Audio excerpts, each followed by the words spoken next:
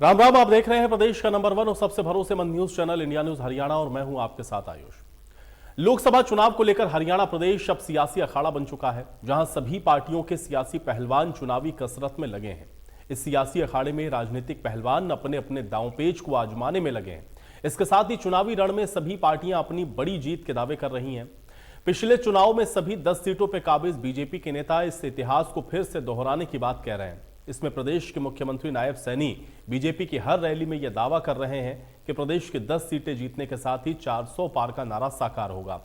लेकिन पूर्व सीएम मनोहर लाल भी हर जनसभा में बीजेपी के 400 पार के नारे को लगवाते हुए नजर आ रहे हैं। यही नहीं, बीजेपी के तमाम नेता चुनाव को लेकर बड़े बड़े दावे और वायदे करने से भी नहीं चूक रहे।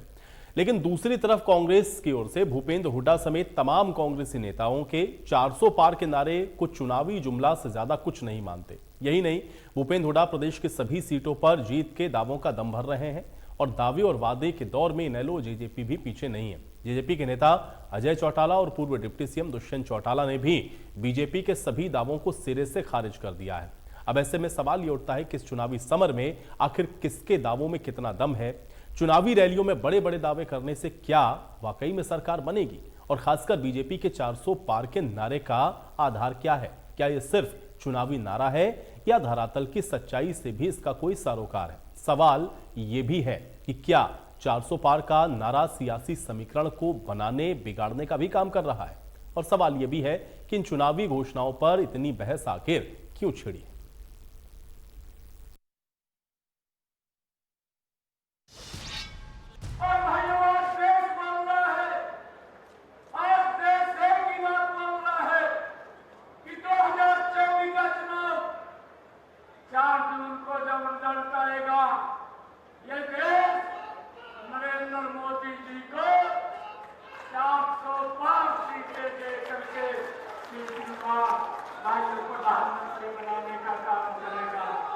हमारी जीत का विषय है।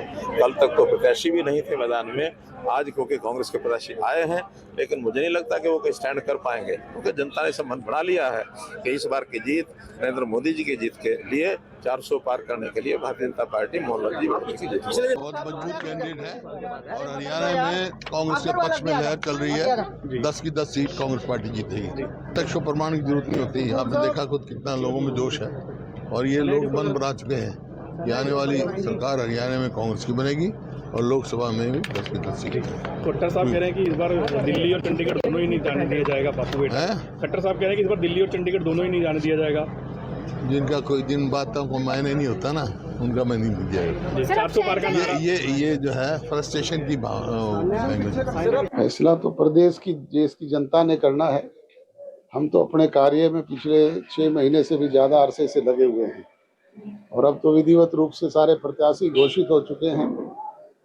अब प्रत्याशियों के साथ इस कार्यक्रम में जुटे हुए हैं। बीजेपी तो 400 पार का नारा भी लगा रही है। बीजेपी ने 75 पार का नारा भी लगाया था। कहीं वो स्थिति ना हो जाए।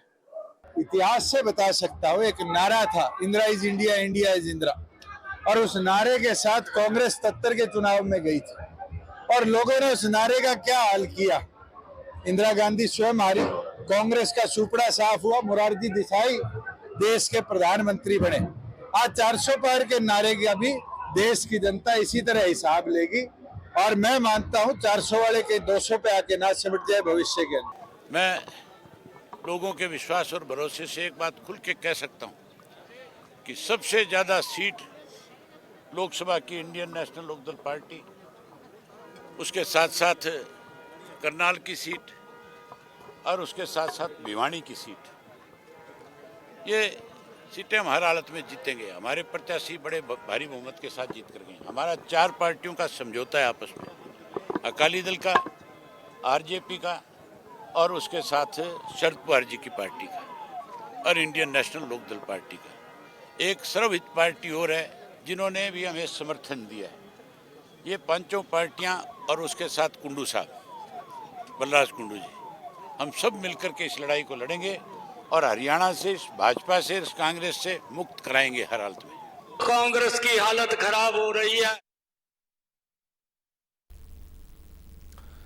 तो सभी की बयानबाजियों को आप सुन रहे हैं। हालांकि अब चुनावी मौसम है, इस तरह के बयान आप देखेंगे कि अभी और तेज होते हुए आपको दिखेंगे, क्योंकि पार्टियां तो कोई ये नहीं कहेंगी कि भाई वो जीत नहीं रही। सब अपनी अपनी जीत के दावे कर रहे हैं। कोई 400 पार की बात कर रहा है, कोई 10 के 10 सीटों पर जीत के दावे कर रहा है, कोई कह रहा कि 200 पर ही सिमट जाएंगे। तो जो 75 पार का हुआ हाल, उसी तरीके का हाल इस बार 400 पार का भी होगा। तो इस तरह की बातें तमाम सियासी फिजाओं में है, लेकिन इन सब के बीच में किसके दावों में कितना दम है चुनावी मैदान में, ये बड़ा सवाल है इंडिया न्यूज हरियाणा का।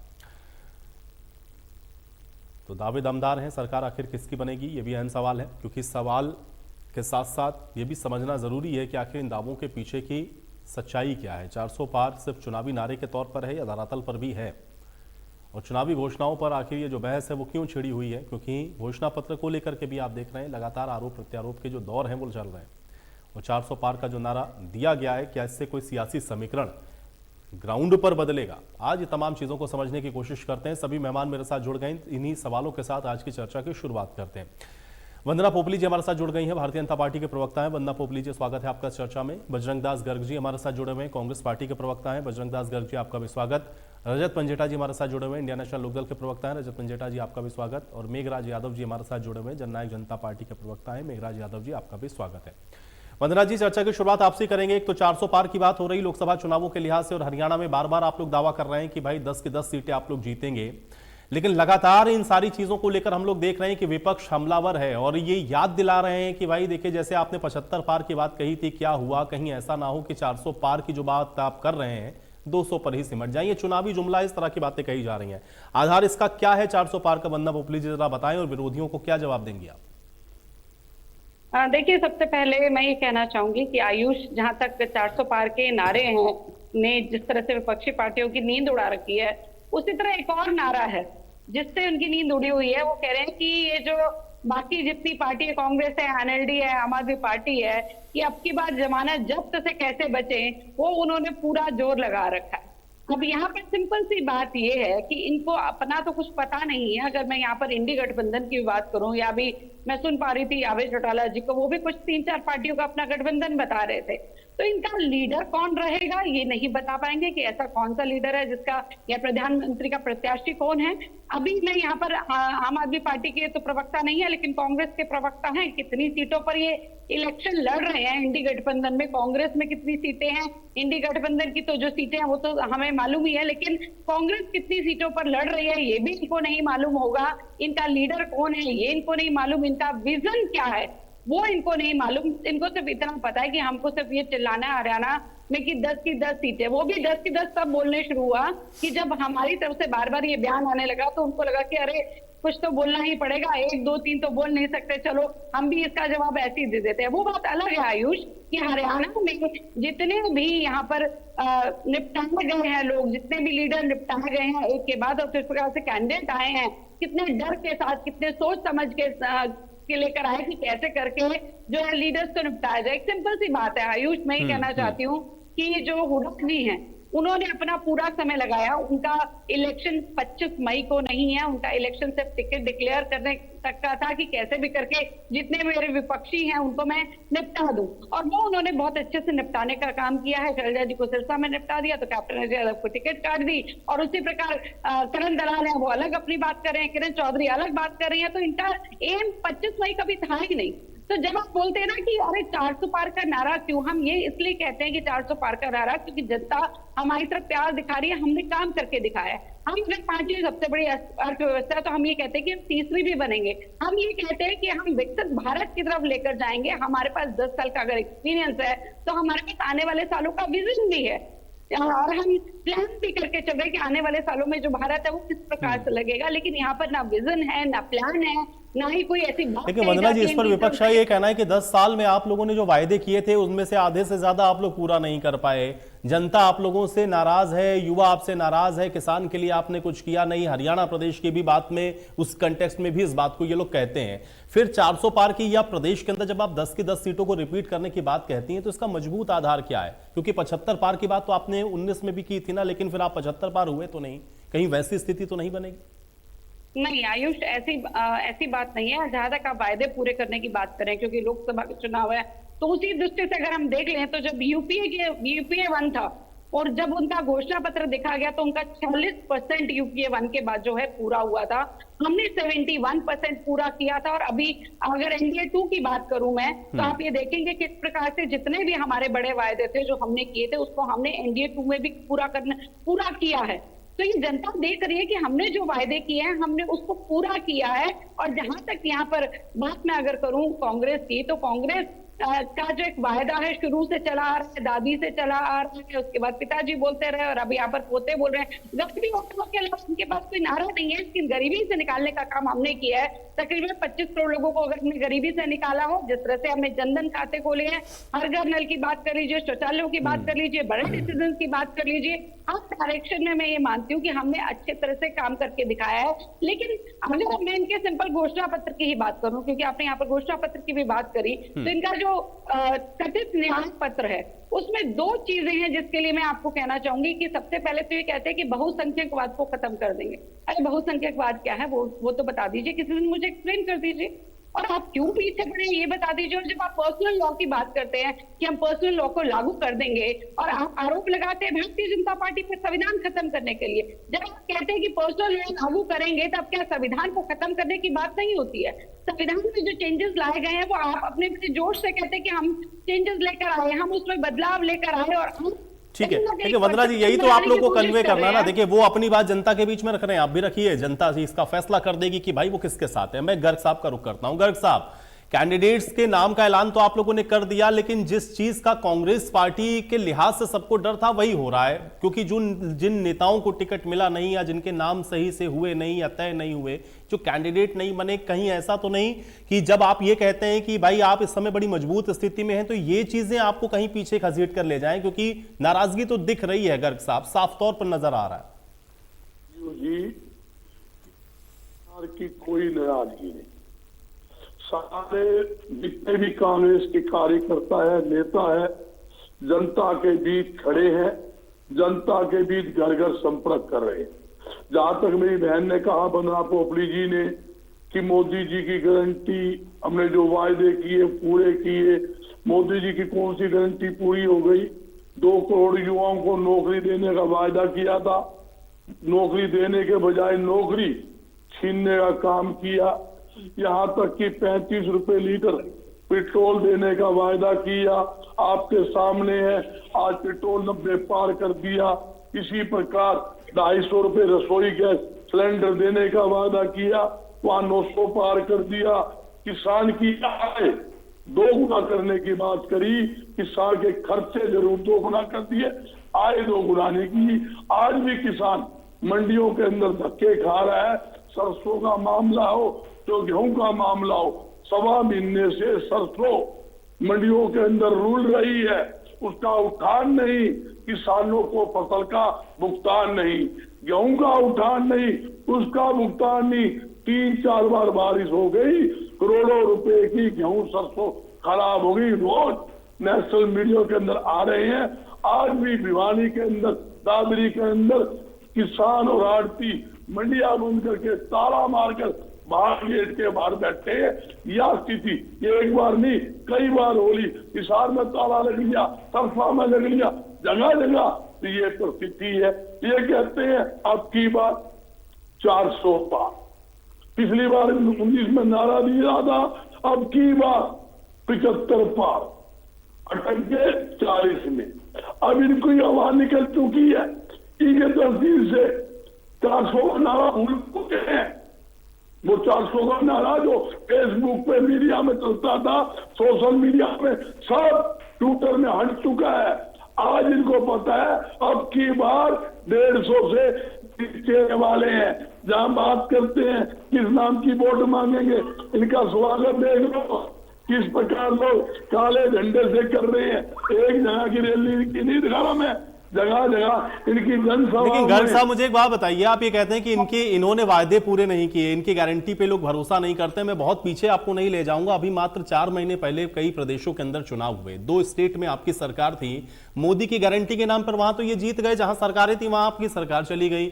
अगर इनकी गारंटी पर भरोसा नहीं तो ये जीत कैसे जाते हैं चुनाव? भाई आपके साथ क्यों नहीं खड़ा होते हैं? लोग आपके साथ क्यों नहीं रिपीट करने के लिए आपके पास दोबारा आ जाते हैं? आपकी स्कीम्स में, आपकी पॉलिसी में, आपकी सरकार की योजनाओं पे भरोसा जनता क्यों नहीं करती? आयु जी, पहले 30 स्टेट के चुनाव हुए जिसमें 2 स्टेट हम जीते, हिमाचल और कर्नाटका आपके सामने। उसके बाद 4 स्टेट के अंदर 1 के अंदर हम जीते, 3 में हारे। अब उनकी वोट की अरेस्टू देखोगे 9,44,444। गर्ग साहब, मैं कह रहा हूं जहां सरकार थी वहां सरकार रिपीट क्यों नहीं करी आपने? मैं यही तो समझना चाह रहा हूं। और इसका मैं एग्जांपल भी आपको देता हूं। मैंने जो सवाल आपसे पूछा गर्ग साहब, मेरा सवाल सुन लीजिए, मैं समझ गया। गर्ग साहब मेरा सवाल सुनिए। मैंने आपसे जब पूछा कि क्या हरियाणा के अंदर वाकई में आपको नहीं लग रहा, जब आप ये कहते हैं मजबूत स्थिति में है, तो जिनको आपने टिकट नहीं दिया उनकी नाराजगी है। मध्य प्रदेश में क्या हुआ था? दिग्विजय सिंह और कमलनाथ के बीच में क्या चल रहा था ये सबको पता है। छत्तीसगढ़ में भूपेश बघेल और टीएस सिंहदेव के बीच में क्या चल रहा था सबको पता था। राजस्थान में सचिन पायलट और अशोक गहलोत के बीच में क्या चल रहा था ये सबको पता था। इसलिए मैंने पहला सवाल आपसे पूछा कि मजबूत स्थिति में होते हुए भी क्या आप उस परिस्थिति में हैं कि इनको रोक पाएंगे? आयुष जी, मुझे 1 मिनट जवाब दे देना, फिर दे दें दो। बीच में आपका एक सवाल जवाब ले, फिर दोबारा सवाल कर लो। आपने पूछा जहां फूट की और लूट की बात करते हो, रामनिवास शर्मा जी की बात, कल क्या हुआ हिसार के अंदर जब फार्म भरने गए थे, उनके धक्के लगे, काफी मैं दिखा देता हूँ, दिखाओ। और वो सुनिए आप, वहां भी जहां हिसार फार्म भरने के लिए गए, काले झंडों के साथ वहां पर मनोहर लाल जी का स्वागत किया गया और मैं वहां मौके पे मौजूद था। कल हमारा भी कांग्रेस पार्टी का उसी रोड के ऊपर प्रदर्शन था। और दूसरी बात, जहां फूट की बात करते हो, सुनीता दुग्गल से पूछ लो वो क्या बोलती है, खुले मंच के ऊपर जलसे में बोलती है मेरी तो नौकरी भी चली गई, मेरी टिकट भी काट दी, मैं तो 3 लाख कुछ वोटों से इस कैंडिडेट को। नहीं, ऐसे तो किरण चौधरी भी बोल रही है ना कि भाई जैसे रावदान सिंह ने मेरी मदद करी उतनी ही मदद मैं उनकी करूंगी। वो दर्द तो दिख रहा है ना वहां पर। देखो आयुष में बोल लो, आप आगे जब मेरे पूरा सुना, आप अभी बंधु को ऊपर ले लो, वो कहाँ है? कुलदीप जी को ऊपर ले लो, अनिल विज को ऊपर ले लो, वो क्या कहता है? मैं अपने आप को बहुत सीनियर नेता समझता था, मुझे अपनी औकात पता लग गया।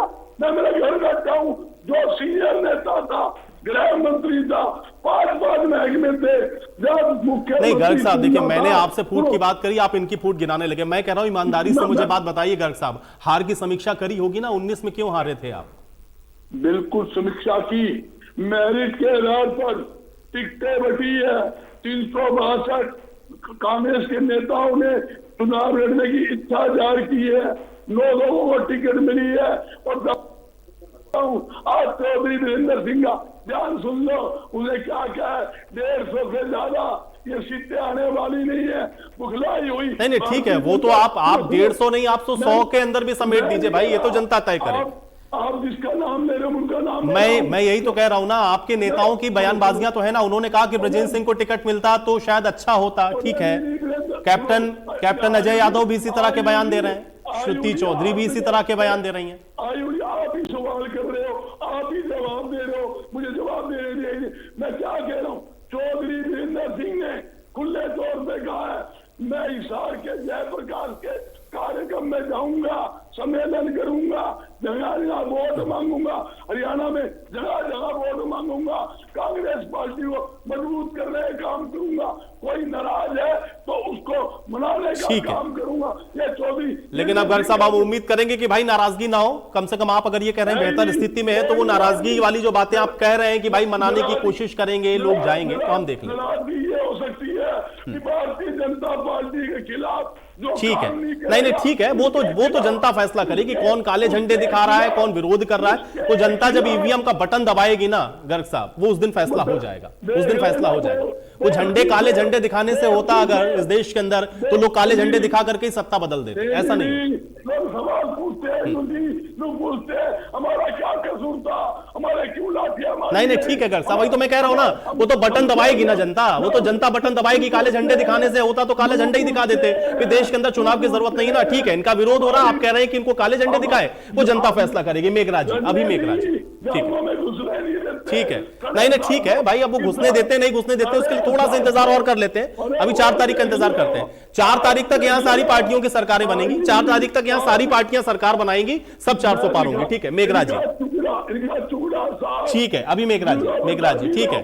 गर्ग साहब बहुत अच्छा आपने कहा कि टिकट का बहुत अच्छे तरीके से सिलेक्शन हुआ है, मैं मान लेता हूं आपकी बात। ठीक है मेघराज जी क्या तैयारी है जननायक जनता पार्टी की? भाई यहां तो सारी पार्टियां कह रही हैं कि हम ही 10 जीतेंगे या हम जीत रहे हैं, हमारी सरकार बनेगी, सबके अपने अपने दावे हैं। जननायक जनता पार्टी की तैयारी क्या है और दावा क्या है?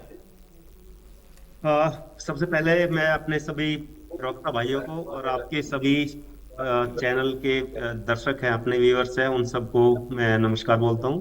साथ में जहां तक बात आती है जननायक जनता पार्टी की, तो मैं आपको एक चीज बड़े ही मतलब सोच विचार के और तब बोलना चाहता हूं कि आज की जो सिचुएशन है हमारे हरियाणा की नहीं पूरे इंडिया की, उस सिचुएशन में अगर आप देखेंगे बहुत बड़ा वैक्यूम क्रिएट हो गया है।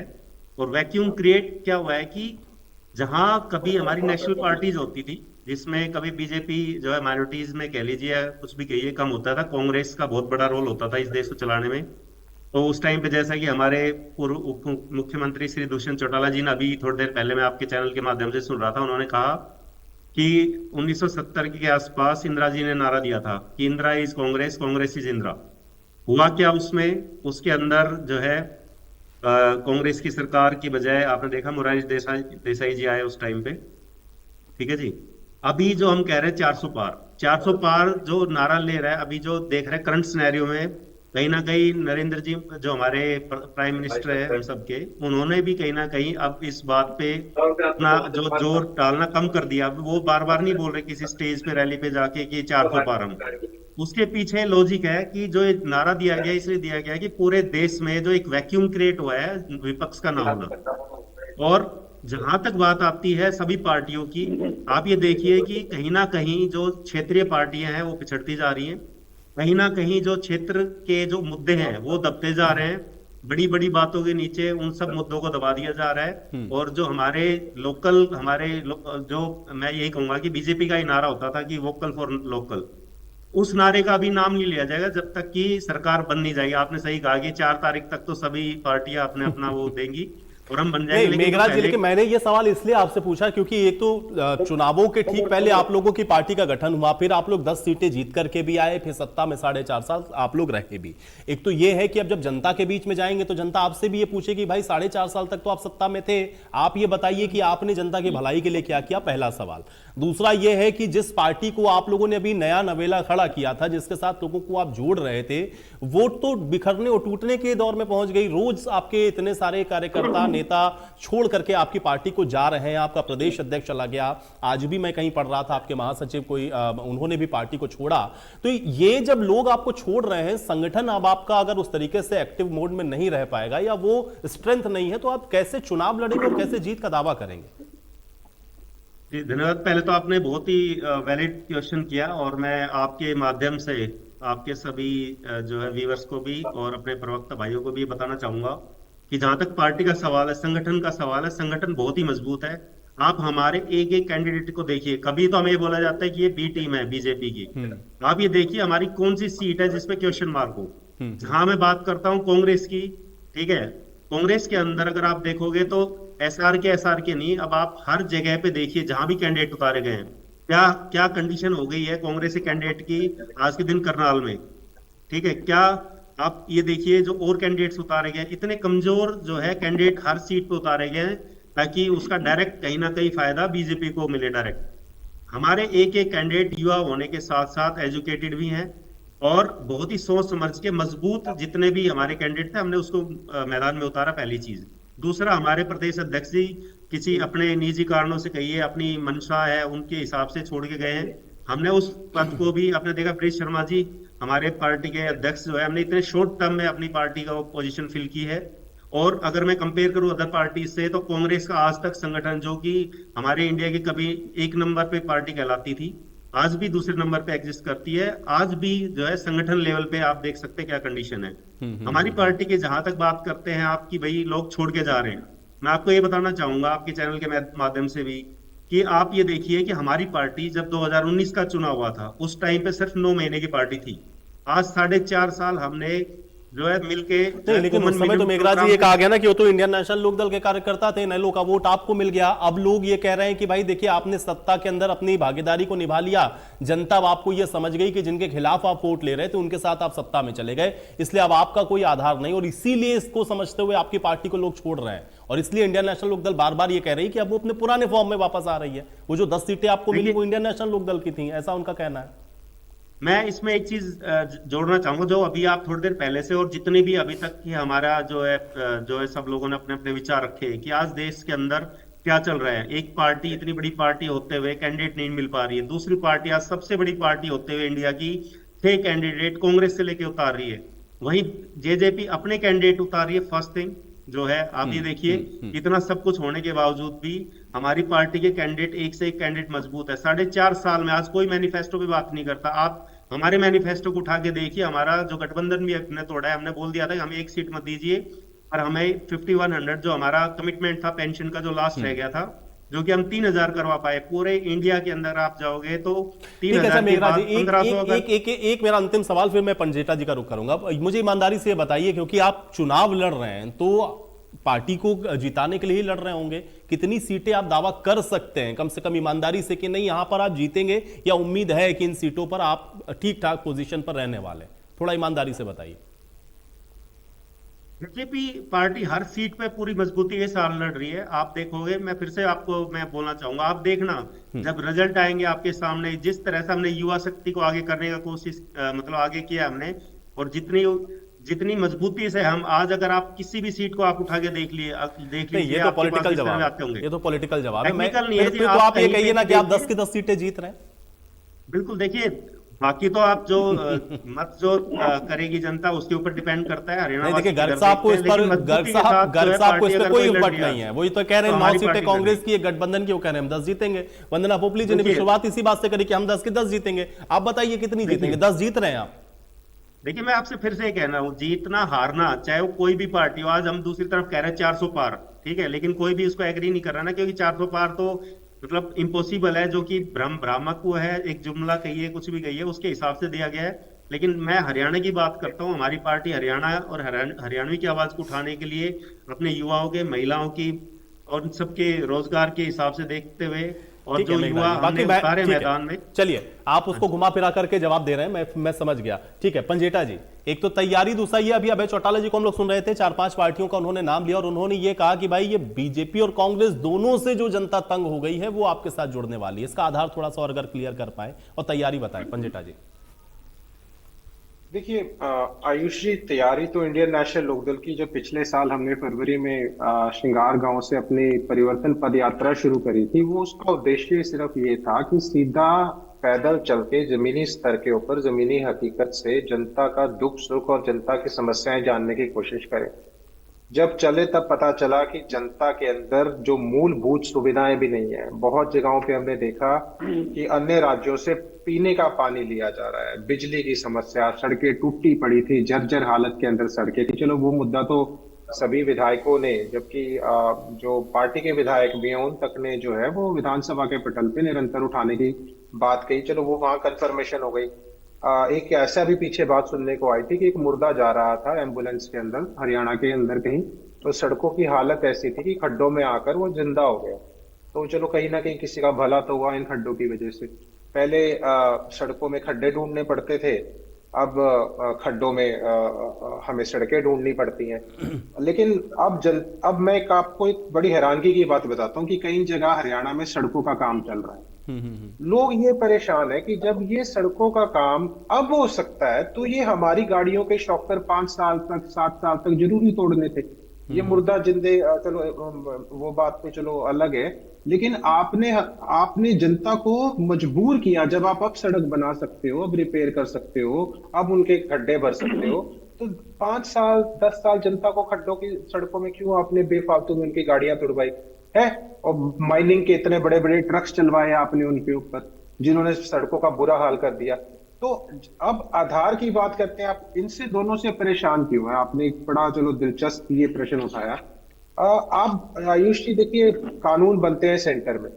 अब चाहे जीएसटी का मुद्दा हो, ये कांग्रेस की देन है। ओपीएस हटाई गई, ये कांग्रेस की देन है।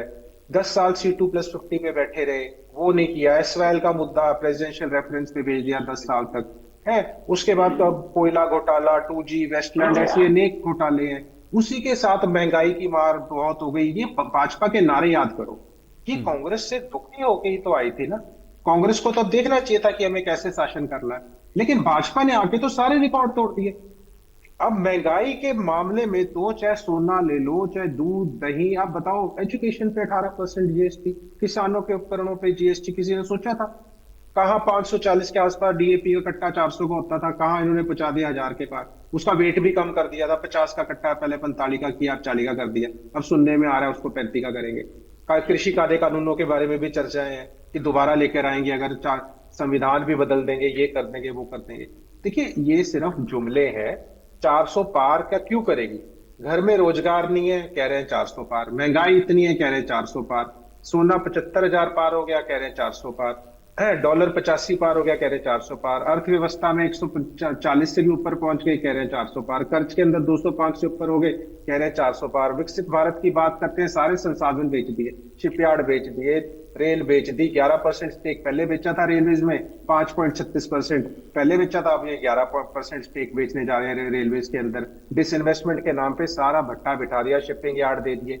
पहले शिपिंग यार्ड के ऊपर इतनी वो ड्रग्स पकड़ी जाती थी, वहां से सुना है वो सिक्योरिटी भी कम कर दी है। सारे अभी एसेंशियल कमोडिटीज एक्ट के अंदर अभी ऐसा कुछ वो काले कानूनों में था कि कोई लिमिट नहीं है, लेकिन अब बताओ गेहूं का क्या हाल है। अब मंडियों में कहते हैं मुख्यमंत्री जी का कोई करीबी आदमी है, उसको 17 मंडियों का ठेके दे दिए उठान के। उसके पास एक ट्रक नहीं, एक ट्राली नहीं, उसके पास एक रेडी नहीं उठाने की, तभी तो उठान नहीं हो रहा, तभी तो फसलें भीग रही है। तो बहुत से अब जनता के मुद्दे थे। लेकिन पंजेटा जी, ये देखिए विधानसभा के परिप्रेक्ष्य में तो देखिए इंडियन नेशनल लोकदल को अगर चुनते हैं तो जनता के जहन में ये भी है कि भाई आपके पास चेहरा भी हो सकता है, आप जीत के अगर आ जाते हैं, सरकार भी बना लेते हैं, आपकी बात की भी सुनवाई हो जाएगी, जो जनता चाह रही है उसकी अपेक्षाओं पर आप खरा भी उतर जाएंगे। लोकसभा के परिप्रेक्ष्य में तो फिर उनके सामने दो ही ऑप्शन देखेंगे ना। एक तरफ तो इंडिया अलायंस है जो कि 9 सीटों पर लड़ रहा है, भाई अपना नुमाइंदा अगर चुनेंगे तो उनकी बात को वो संसद में उठा सकता है, या भारतीय जनता पार्टी है। इंडियन नेशनल लोकदल को लोकसभा चुनावों के परिप्रेक्ष्य से वोट क्यों करेगी जनता?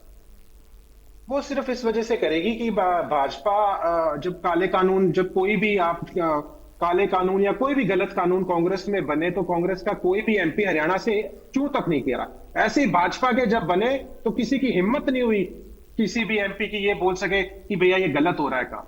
क्षेत्रीय दल है जो वो आवाज उठा सकते हैं, अगर विधानसभा में उठा सकते हैं तो कल को लोकसभा में भी उठाने का काम करेंगे। अगर दर्द कोई समझता है, हरियाणा की जनता का कोई दर्द समझते हैं, तो इंडियन नेशनल लोकदल है। आपको पता है सरकार आपके द्वार के माध्यम से हरियाणा के अंदर चौमुखी विकास हुआ। खजाने सबसे बड़ी बात है, हमने खजाने खाली नहीं किए, भरे छोड़ के गए थे। आज कर प्रदेश के ऊपर कर्ज किया, देश के ऊपर कर्ज किया, 4 लाख करोड़ के आसपास का कर्ज है हरियाणा के अंदर। कितनी धड़ल्ले से कोई माइनिंग हो रही है, कहीं हर जगह लूटा जा रहा है संसाधनों को। 30 बड़े घोटाले हो गए, कहीं पेपर लीक हो रहा है, कहीं अटैचियां आ रही हैं, पैसों की पकड़ी जा रही हैं, कहीं हरियाणा के अंदर युवा इजराइल भेज रहे हैं। आप बताओ हरियाणा का युवा क्या इजराइल जाने के, वो पहला जत्था तो भेज भी दिया, वहां पे रोज बमबारी हो रही है। अब उनको वापस बुलाएंगे। खुद सैनी साहब ने आके कहा था बट टिकट के पैसे लगे, बाकी तो सारा उनका इंतजाम बांध दिया हमने इजराइल भेजने का। वो तो बड़े, आप ये बताओ ना, हरियाणा के अंदर अगर क्या हरियाणा, अब आप बोलते हो चलो 400 पार, क्या 1 साल का कौशल रोजगार और 4 साल का अग्निवीर जो है उसके ऊपर 400 पार करेंगे? ये स्थायी रोजगार है। पढ़े लिखे सबसे ज्यादा युवा हरियाणा के अंदर है, हर साल आबादी बढ़ रही है।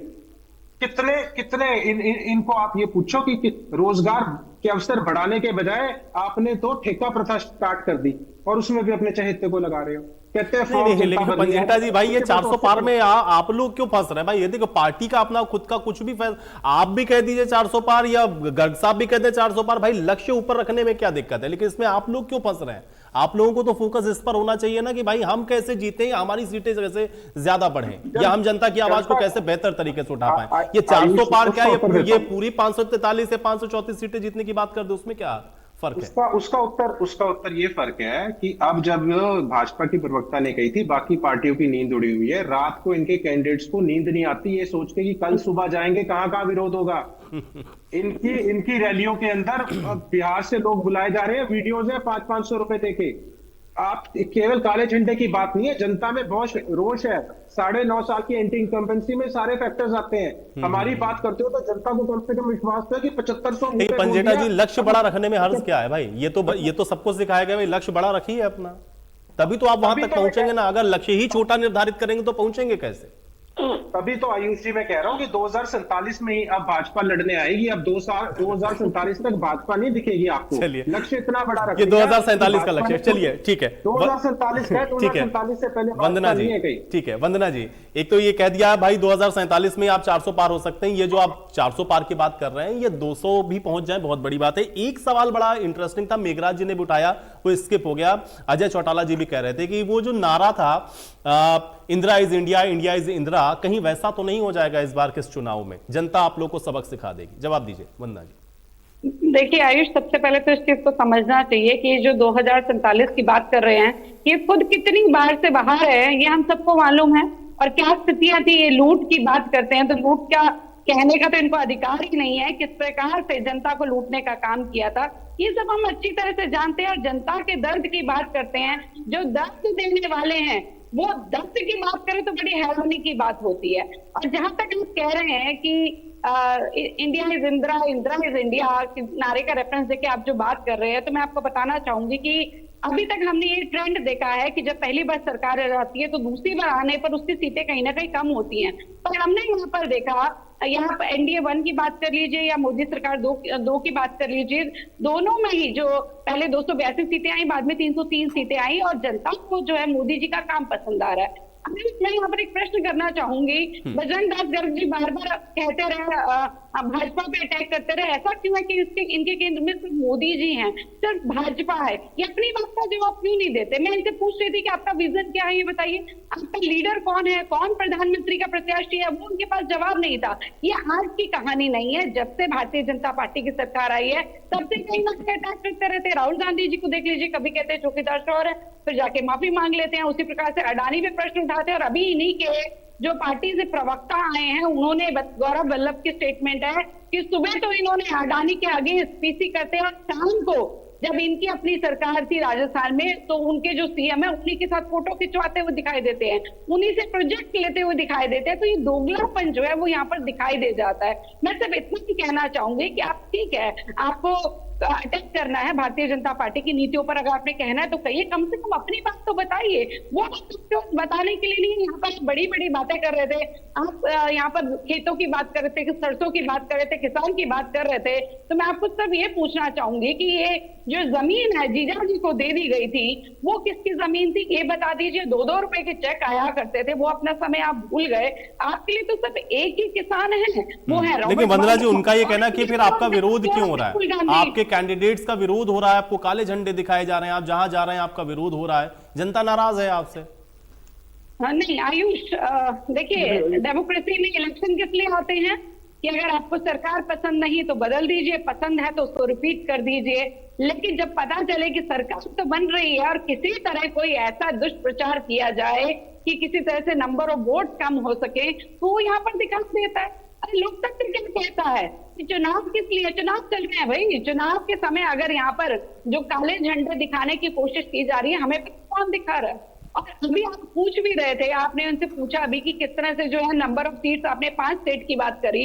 मैं अभी भी कहती हूँ कि इन्होंने कहा था 5 स्टेट के समय में कि देखिए जमीन पे कुछ नहीं है, भाजपा जा रही है, और पता चला कि इनका जमीन जो है वो पूरी की पूरी खाली हो गई है। तो जो नंबर ऑफ सीट्स बढ़ती हुई दिखाई दी हमें 2014 में, 19 में, बजरंग दास गर्ग जी बहुत लंबा चौड़ा बोले थे, कम से कम आप मेरी बात सुन लीजिए। देखिए यहाँ पे मैं हरियाणा की बात करूंगी। हरियाणा में 10 की 9 सीटों पर कांग्रेस ने अपने कैंडिडेट उतारे हैं, लेकिन सीधा सीधा क्या दिखाई दिया कि हुड्डा जी ने निपटा दिए। हुड्डा जी निपटाने में माहिर है, कहीं ना कहीं अमर बेल की तरह काम कर रहे हैं। श्रुति चौधरी क्या कह रही है कि हम सर्वे में नंबर 1 थे। चिरंजीवी साहब कह रहे हैं कि मेरे पिताजी सर्वे में नंबर 1 थे। अब फिर कहां से मेरिट टिकट दिए आपने? जब आपके नेता ही कह रहे हैं कि हम सर्वे में नंबर 1 थे, तो मेरिट कहां से आई? और आप बाहर ही किसी को उठाकर ले आते हैं यहाँ पर और कहते हैं कि चलिए जी इनको आप जिताइए, तो कम से कम उसके पीछे कारण क्या वो तो बता दीजिए। मुझे नहीं, कैप्टन अजय यादव को ही बता दीजिए। वो बेचारे परेशान हो रहे हैं कि मेरी टिकट क्यों कट गई। कभी तो उनका दम घुटता है, इनके अपने कैंडिडेट का कभी तो दम घुटने लग जाता है और कभी कहते नहीं। लेकिन वंदना जी एक बात ईमानदारी से बताइए, ये 400 पार में जानबूझ करके फंसाया है आप लोगों ने या 400 पार वाकई में होने वाला है? अगर है तो उसका आधार बताइए भाई। ये फंसा दिया कि 400 पार आ रहा है नहीं आ रहा है, लोग इसी डिस्कशन में फंसे हुए हैं। देखिए अच्छी बात है डिस्कशन में फंसे रहे हैं और अपने 40 पे भी ध्यान दे लें कि 40 भी आएंगे नहीं आएंगे कांग्रेस के, तो वो भी ध्यान दे लें। लेकिन आप कह रहे हैं कि इसका आधार क्या है? इसका आधार वो लोग हैं जिनको मालूम है कि मोदी जी ने अगर बड़े काम किए हैं तो उसमें कभी भी झिझके नहीं। चाहे किसी पाकिस्तान पर अटैक करने की बात हो, चाइना को मुंह तोड़ जवाब देने की बात हो, या 370 हटाने की बात हो, या ट्रिपल तलाक हटाने की बात हो, महिलाओं के लिए आरक्षण की बात हो, कोई भी बड़े कदम उठाने थे, हम कभी भी पीछे नहीं हटे। और जन कल्याणकारी कभी कोई सोच नहीं सकता था, उन विषयों पे भी हमने काम किया। हमने देखा कि शौचालय होने चाहिए, हमने पानी की बात की, हमने जन खाते की बात करी। लेकिन एक चीज जरूर है, मैं बोलना चाहूंगी बजरंग दास देव जी को बीजेपी में बोले, कम से कम अपना विजन बता दें, अपना प्रेसिडेंशियल कैंडिडेट बता। गर्ग साहब विजन बताइएगा, कितनी सीटों पे लड़ रहे हैं वो भी बता देना, कांग्रेस कितनी सीटों पे लड़ रही है। गर्ग साहब कांग्रेस के आयु जी, इन्होंने पूछा कांग्रेस ने क्या किया, कांग्रेस ने निपटा दिया। ये सही बात कहा, बहन जी का दर्द मैं समझता हूं। किस प्रकार हुड्डा जी ने निपटाने की बात की, मैं इनकी बात का एग्री हूं। भारतीय जनता पार्टी को हरियाणा के अंदर हुड्डा जी निपटाएंगे। अगली बार भारी बाहू को चुपने वालों, आयु जी को चुपने। ठीक है वंदना जी सुन लेते हैं। वंदना जी हाँ, अभी गर्ग साहब का समय है भाई। गर्ग साहब अनइंटरप्टेड बोलेंगे। हाँ ठीक है गर्ग साहब, बिल्कुल सही बोल रहा हूँ मैं, कच्ची बात नहीं बोल लूंगा। मैं एक बात बोलना चाहता हूँ, इन्हें खुद कहा हुड्डा जी ने निपटा दिया। भारतीय जनता पार्टी को पूरी तरह से निपटाएंगे हुड्डा जी। और बताता हूँ मैं, यह कहते थे 20 दिन पहले, अब की बार तीसरी बार मनोहर लाल जी के नेतृत्व में सरकार बनेगी और 10 की 10 लोकसभा सीटें हम मनोहर लाल जी के नेतृत्व में जीतेंगे। कहा है मनोहर लाल जी? अपनी हार को देखते हुए रातों रात मनोहर लाल जी लड़ रहे हैं। ये तो इनके रात है। ये कहते हैं अब की बार 400 पार, या अब की बार 600 पार कह रहे। कौन रोकता है? मुंगेरी लाल के सपने देखते हैं लोग, रात को सपने देखते हैं। आयु जी ये तो दिन में सपने देखने वाले बात है। और मेरे साथी भी ये बोलते थे कि कहते भाई पार्टी, कांग्रेस पार्टी की बात करते, अरे भाजपा के तो सारे लोग छोड़ कर कांग्रेस पार्टी ज्वाइन कर रहे हैं। इनके प्रदेशाध्यक्ष खुद निशान सिंह की पार्टी ज्वाइन कर चुके, राष्ट्रीय महासचिव इतने दुनिया भर के संगठन के प्रतिनिधि कांग्रेस पार्टी ज्वाइन कर चुके। इनके पास पदाधिकारी ही नहीं है। कहा इनका संगठन की बात करते हैं कि हमारा संगठन बहुत से बड़ा संगठन है। नहीं गर्ग साहब, लेकिन मेघराज जी ने कहा आप तो बीजेपी की बी टीम की तरह काम कर रहे हैं। ऐसे कैंडिडेट आपने उतार दिए कि आप तो वॉक ओवर दे रहे हैं एक तरीके से भारतीय जनता पार्टी। यही बात बता, हमारी बहन जी भी बोल रही थी, करनाल का जिक्र करेंगे। कितना डर रहा है करनाल से? बुद्धि राजा जी जो करनाल के अंदर हमने प्रत्याशी बनाया लोकसभा का, बहुत सीनियर आदमी है, युवा का कांग्रेस पार्टी का प्रदेशाध्यक्ष है, और खुले तौर पर जब उसे 3 दिन पहले प्रदर्शन किया, हजारों लोग सड़कों के ऊपर थे आपके सामने। आयु जी आपके सरेंडर करना पड़ सकता है भाई। किसका सरेंडर? बुद्धि राजा सुनो 7 मई को फिर से होनी है सुनवाई। नहीं ठीक है, वो आपने तय किया। देखिए गर्ग साहब, उस पर मेरा कोई ऐतराज नहीं, वो आपकी पार्टी का मसला है। मेरा सवाल केवल मेरा सवाल सिर्फ इतना है कि अगर आप ये कह रहे हैं कि आपने कैंडिडेट को बहुत सोच समझ करके उतारा, तो कम से कम ये तो देख लेते ना कि भाई क्या चल रहा है। क्या किया उसने, क्या जुल्म किया? 2018 का मामला है, बताइए। मुझे पता है। हो ये आप बता रहे हो? उस पर युवाओं के लिए, बेरोजगारी के लिए प्रदर्शन किया था। क्या कदर किया है, क्या जुल्म किया है? अगर इस तरह पर होगे बार बार प्रदर्शन करेंगे, युवाओं को रोजगार दिलाना, ये क्या कहते थे आपके सामने? हम युवाओं को रोजगार देंगे, युवाओं का रोजगार छीनने का काम किया था। इन्होंने कहते थे अदोक के माध्यम से 75% युवाओं को नौकरी देंगे, नौकरी देने के बजाय नौकरी आवाज नहीं समझ आ रही इनकी, क्लियर नहीं है आवाज। नहीं ठीक है गर्ग साहब, मैं ठीक है वंदना जी, मैं सही कर रहा था। लेकिन एक सेकंड गर्ग साहब, मुझे बताइए भाई, ये 10 सीटें आप कह रहे हैं कि आप जीत रहे हैं, अभी मेघराज जी ने भी बताया नहीं आंकड़ा खुल करके कि वो कितना जीत रहे हैं, लेकिन वो कह रहे हैं कि वो टफ फाइट पर हैं। और उधर इंडियन नेशनल लोकदल भी कह रही है कि भाई बीजेपी कांग्रेस से लोग परेशान है। मुद्दे तो उनके भी यही है ना, वो भी कह रहे हैं कि गरीबी, बेरोजगारी, महंगाई, जनता को इन्होंने जो वादे किए पूरे नहीं किए। आपके पास क्यों जाएंगे? उनके पास इंडियन नेशनल लोकदल है, जननायक जनता पार्टी है, वो उधर चले जाएंगे।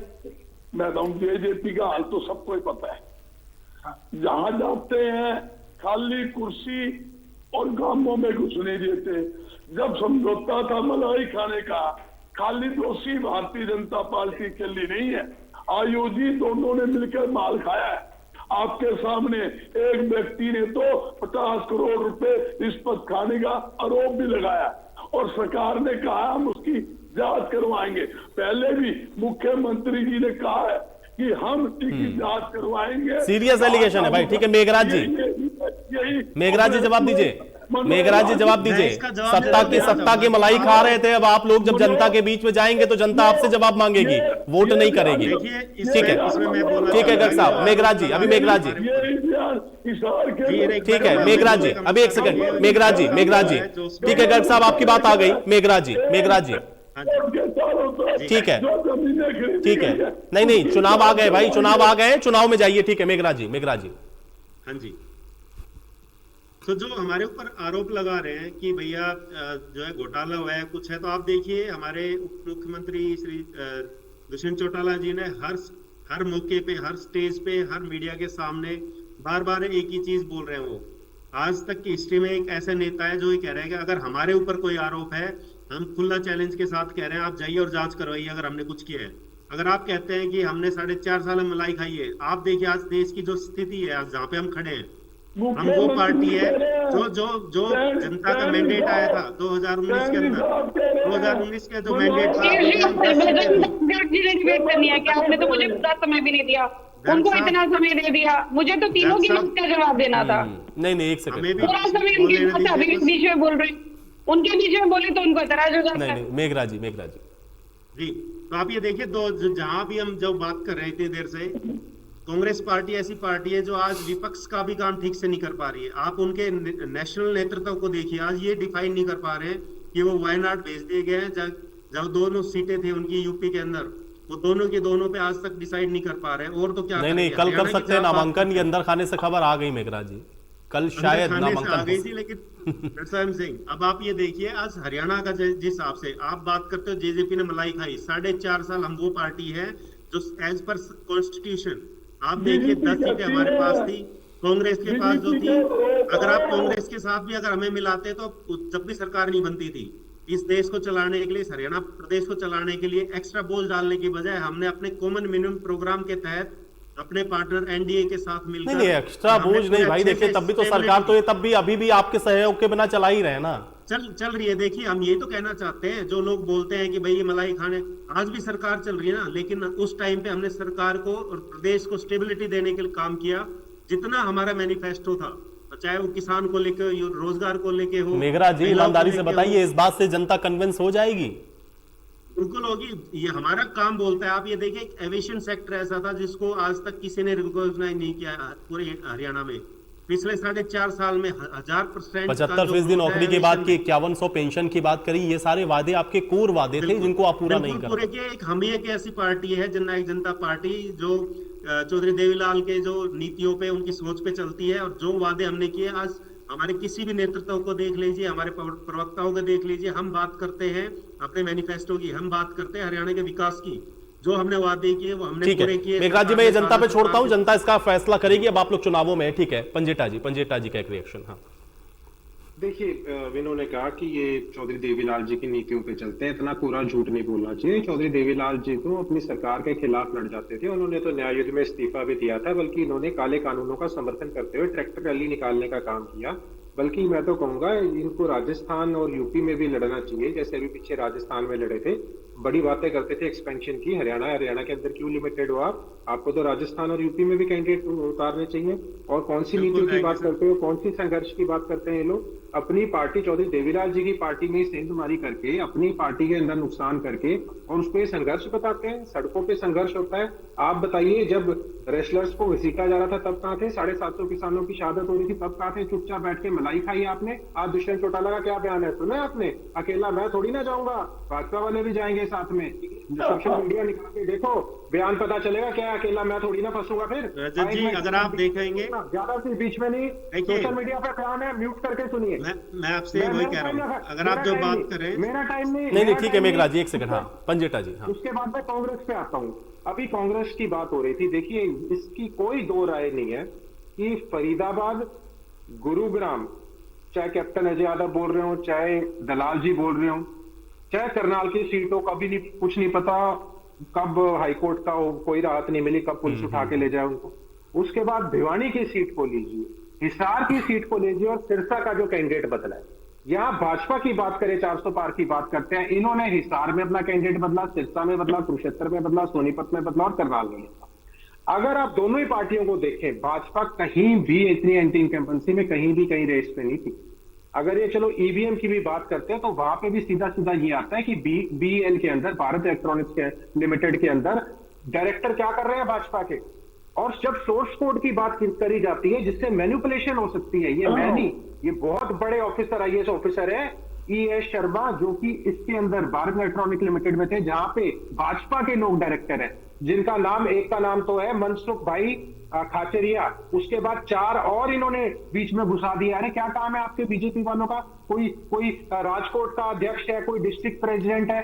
ठीक है पंजेटा जी, अब आपकी इसी बात के साथ चर्चा मुझे यहीं समाप्त करनी पड़ेगी, समय और इजाजत नहीं दे रहा। बहुत शुक्रिया आप लोग का समय निकालने के लिए, इस चर्चा का हिस्सा बनने के लिए। हालांकि अब ये जनता को तय करना है कि कौन सा कैंडिडेट उनके लिए सही है, क्योंकि आखिर में आपकी इस बात को उसको ही संसद तक पहुंचाना है। इसलिए जब वोट करने के लिए निकले तो बहुत सोच समझ करके वोट करें और ये देखें कि आखिर कौन सा वादा सही मायने में धरातल पर उतर सकता है। आज बड़ी बहस में मेरे साथ फिलहाल इतना है।